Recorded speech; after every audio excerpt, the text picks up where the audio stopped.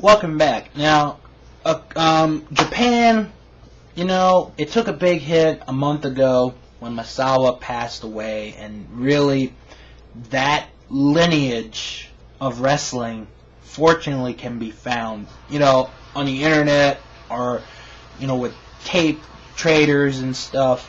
And with Pro Wrestling Noah, we don't know what the future is. I don't think any of us really do. I've heard, different names as to who's going to be the next president. The one I've heard the most is Akira Teao.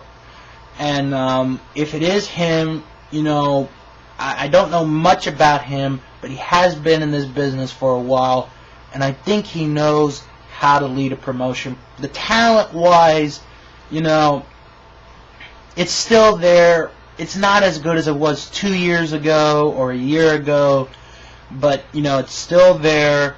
And with the loss of the TV deal, that really hurt them. That really did hurt them. And well, I really hope Noah's going to be able to survive. I think it will, based on their, fan base that they got not only in Japan but in the U.S. I think it can survive.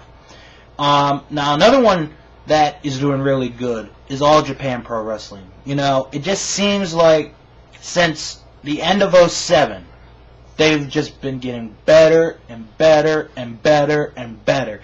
And, really, it's not to the status that it was 15, 20 years ago, where it was arguably the best wrestling promotion in the world, but, it's considered really still a top promotion in Japan.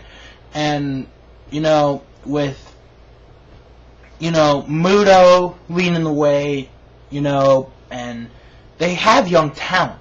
They've got young talent. The problem is a lot of these reporters don't recognize the young talent that's in All Japan Pro Wrestling, which is really sad, because they got a bunch of good young wrestlers there who I think are going to make a mark in the near future. New Japan, they're got to be number one right now in Japan to me. If not, they're number two. I mean, they've had a successful year so far this year. Tanahashi is leading the way. Of course, Tanahashi and Tiger Mask are the ones leading the way, and the working relationship that they have with Pro Wrestling Noah helps not only Noah, but it also helps New Japan, because it does give you the dream match scenarios. Excuse me. And all, New Japan, they're working with so many different promotions. TNA, they're working with 01. And New Japan really, they're at their best, I think, since maybe 04, 05. Of course, they're not going to be able to reach the peak that they were at, years ago. But it would be great to see them come back. I love New Japan. I think New Japan is a wonderful promotion, and they got a lot of great talent. They really do. If that's the theme for this week's episode, is young talent. And New Japan, even when Antonio Inoki left and Simon Inoki left and all that crap, they managed to stay around, and they're still doing very good business. Now, speaking of business, Dragon Gate. Dragon Gate is unbelievable. I mean, I started watching the Best of Dragon Gate 2 disc set last night, and after 2 matches, it's really showing that that Dragon Gate is really good.